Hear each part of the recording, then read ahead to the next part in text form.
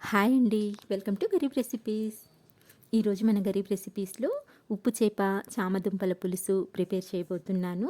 ఈ కర్రీ మా అమ్మమ్మ చేసేదండి. చాలా చాలా టేస్టీగా ఉంటుంది. ఎవరైనా సరే చాలా ఈజీగా చేసుకోవచ్చు. వేడి వేడి అన్నంలో ఈ ఉప్పు చేప, చామదుంపల పులుసు కలుపుకొని ఒక్కొక్క ముద్ద తింటూ ఉంటే మీకు తెలియకుండానే కడుపు నిండా చెప్పాలంటే 4 ముద్దలు ఎక్కువే తినేస్తారండి. అంత బావుంటుంది.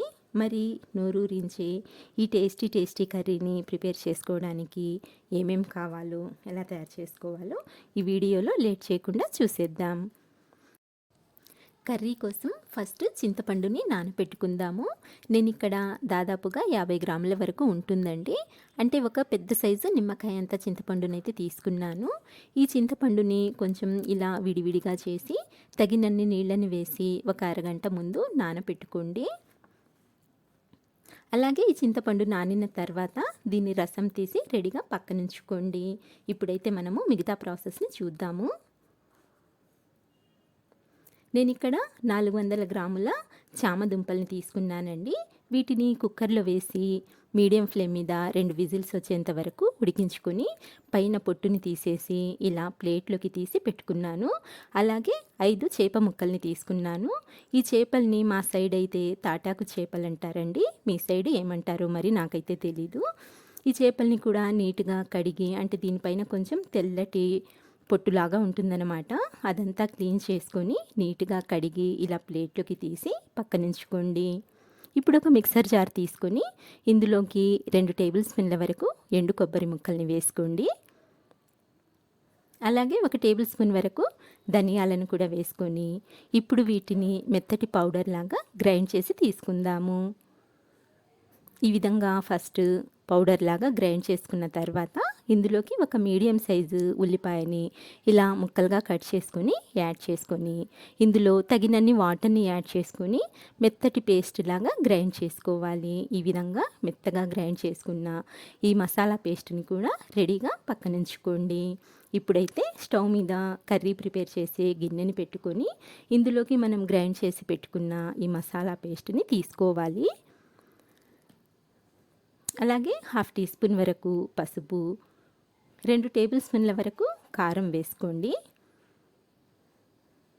నెక్స్ట్ ఇందులోకి ఒక 2 పెద్ద సైజు టమాటాలని ఇలా సన్నగా కట్ చేసుకొని ఈ టమాటా ముక్కల్ని కూడా యాడ్ చేసుకోవాలి. అలాగే మనం ముందుగా నానబెట్టి తీసుకున్న చింతపండు రసాన్ని కూడా యాడ్ చేసుకోవాలి. ఇప్పుడు ఇందులోకి తగినంత సాల్ట్ని, అంటే కల్లుప్పుని వేసుకోండి. ఈ కర్రీలోకి కల్లుప్పు అయితేనే టేస్ట్ అనేది చాలా బాగుంటుందండి. అలాగే ఇందులోకి 2 గ్లాసుల వరకు వాటర్ని యాడ్ చేసుకొని ఒకసారి అన్నీ బాగా కలిసేలా ఇలా మిక్స్ చేసుకోవాలి. ఇలా అంతా బాగా చక్కగా కలుపుకున్న తర్వాత ఇందులోకి మనము ఉడికించి పెట్టుకున్న చామదుంపల్ని వేసుకుందాము.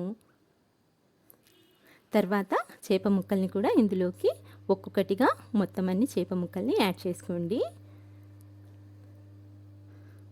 నెక్స్ట్ వచ్చేసి ఇందులోకి 3 లేదా 4 టేబుల్ స్పూన్ల వరకు ఆయిల్ని కూడా వేసుకోండి. ఫ్రెండ్స్, ఈ కర్రీలోకి పోపు వేయకూడదండి. ఇలా పచ్చి నూనె డైరెక్ట్గా వేసుకోవాలి. అప్పుడే చాలా టేస్టీగా ఉంటుంది.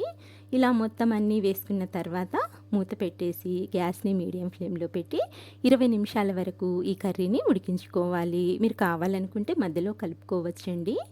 ఇలా ఈ విధంగా 20 నిమిషాలు ఉడికించుకున్న తర్వాత చూడండి, కర్రీ మనకు ఆల్మోస్ట్ చాలా చక్కగా ఉడికిపోయిందండి. ఇలా మూత తీసి ఒకసారి బాగా కలపండి. చూడండి, చేప ముక్కలు కూడా చక్కగా ఉడికిపోయాయి. అలాగే ఈ చామదుంపలు కూడా మనకు సాఫ్ట్గా ఉడికిపోయాయి అన్నమాట. అలాగే గ్రేవీ కూడా ఈ విధంగా కొంచెం పల్చగా ఉండాలండి. ఈ కర్రీ చిక్కగా ఉన్నా అంత టేస్టీగా అనిపించదు. ఇలా అంతా బాగా కలిపిన తర్వాత ఒకసారి ఉప్పు కారం చెక్ చేసుకోండి. ఇక్కడ నేను వేసిన అన్నీ నాకు కరెక్ట్గా సరిపోయాయండి. ఇలా అంతా బాగా ఇంకొకసారి మిక్స్ చేసి మళ్ళీ మూత పెట్టేసి గ్యాస్ని లో ఫ్లేమ్లోకి టర్న్ చేసేసి మరో 5 నిమిషాలు లో ఫ్లేమ్ మీద ఉడికించుకున్నట్లయితే సరిపోతుంది. ఇలా 5 నిమిషాలు ఉడికించుకున్న తర్వాత మూత తీసి చూద్దాము. చూడండి, మనకు కర్రీ పైన ఆయిల్ ఎంత చక్కగా తేలిందో. చాలా గుమగుమలాడుతుందండి. అస్సలు ఎంత మంచి సువాసన, అంటే గుమగుమలాడుతుందంటే నాకైతే నోరు ఊరిపోతుంది. ఇలా ఉడికించుకున్న ఈ కర్రీని మనము పక్కకు తీసుకొని వేడి వేడి అన్నంలోకి సర్వ్ చేసుకొని తిన్నారంటే చాలా చాలా బాగుంటుందండి. తప్పకుండా ట్రై చేయండి. సో ఫ్రెండ్స్, ఇది ఇవాల్టి వీడియో. చూశారు కదండి. నచ్చినట్లయితే ప్లీజ్ లైక్ చేయండి, షేర్ చేయండి. అలాగే మంచి మంచి టేస్టీ రెసిపీస్ కోసం మా గరీబ్ రెసిపీస్ని సబ్స్క్రైబ్ చేసుకోండి. ఇంకొక వీడియోతో ఇంకొక మంచి రెసిపీతో మళ్ళీ కలుస్తాను ఫ్రెండ్స్. అంతవరకు బాయ్ అండి. Thank you for watching.